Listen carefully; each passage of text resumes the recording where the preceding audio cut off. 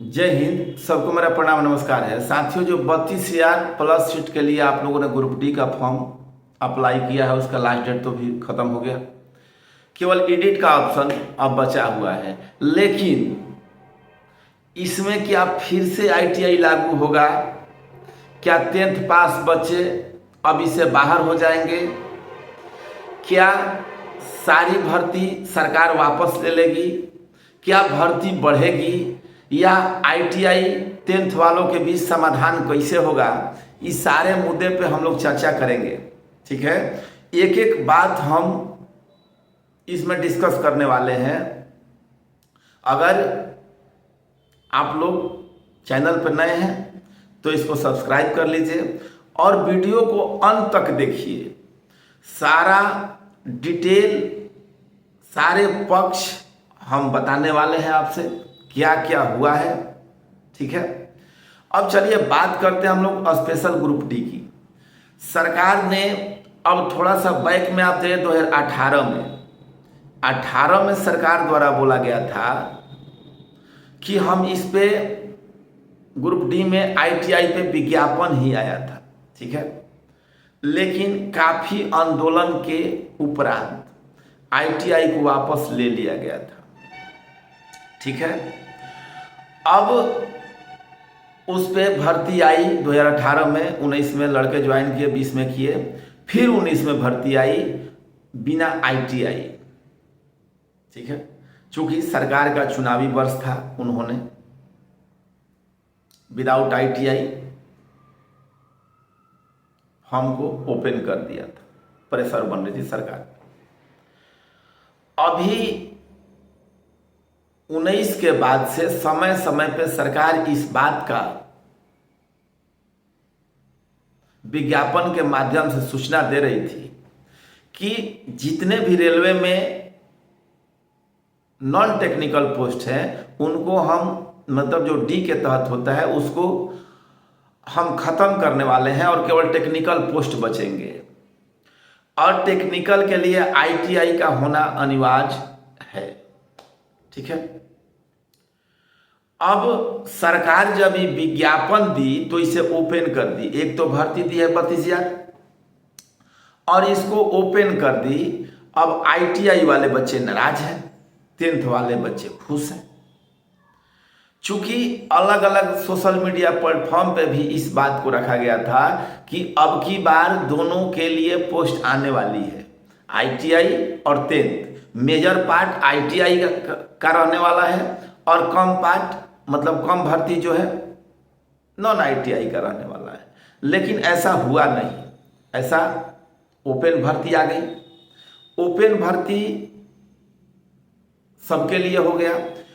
अब चूंकि विज्ञापन पहले समय समय पे सरकार सूचित कर रही थी, तो एक डाटा के माध्यम से इस बात की जानकारी हुई, ज्ञात हुआ कि 40 लाख बच्चे आईटीआई सरकार के आदेश पे कर चुके हैं।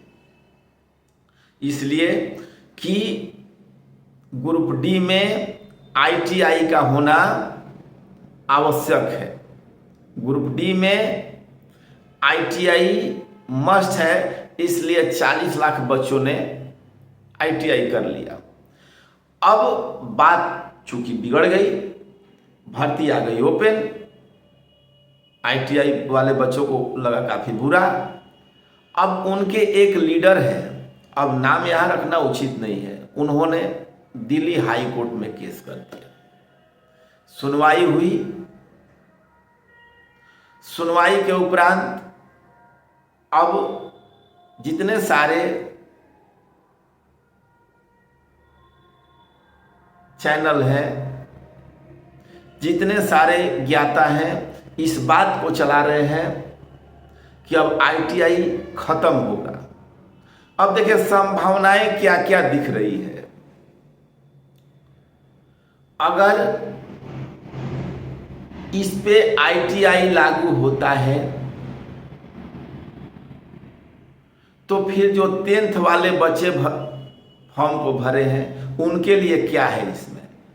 तो उनमें उनके लिए केवल एक पॉइंट मैन का पोस्ट है, जो कि 3-4 हज़ार के आसपास, 5,000 मैक्सिमम हो सकता है। दूसरी पॉसिबिलिटी क्या बनती है कि सरकार इस भर्ती को इंक्रीज कर दे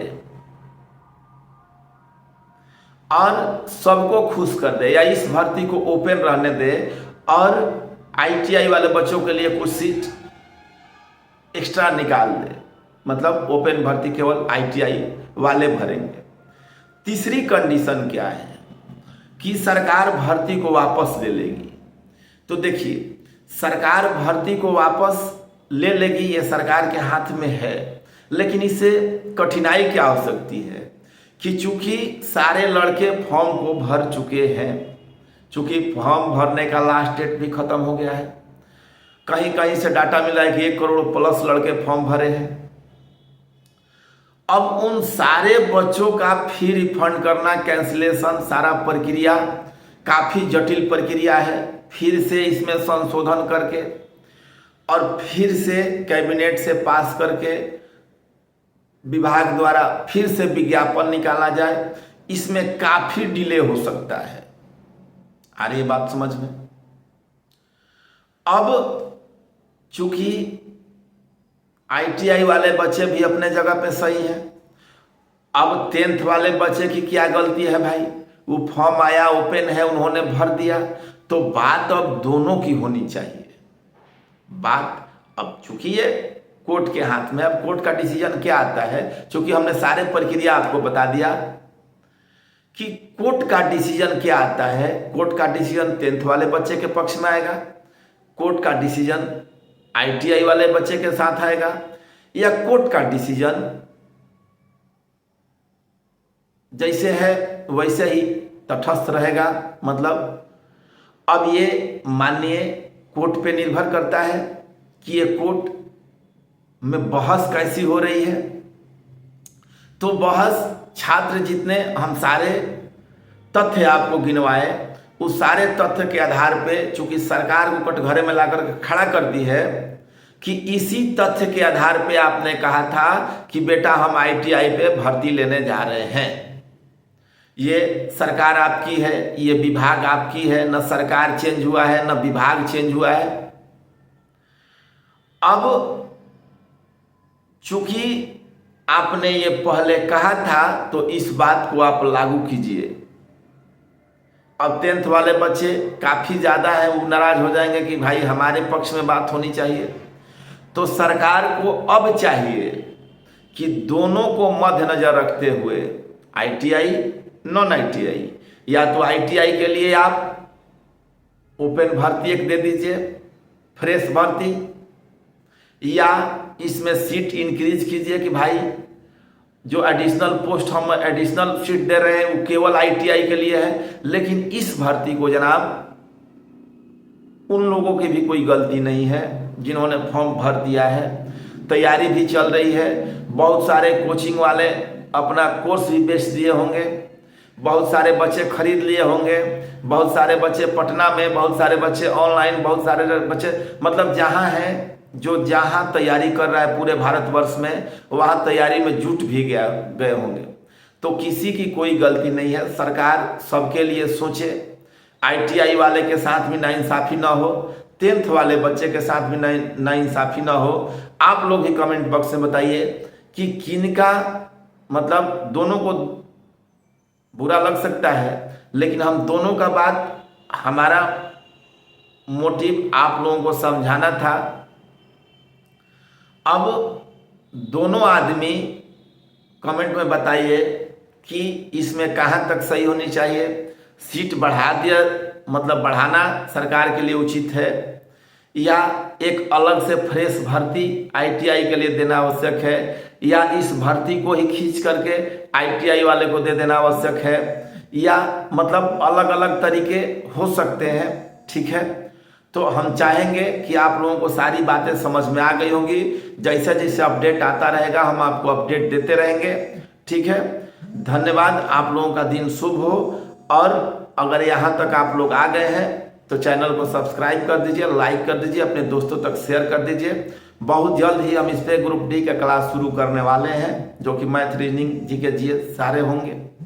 ठीक है, धन्यवाद। आप लोगों का दिन शुभ।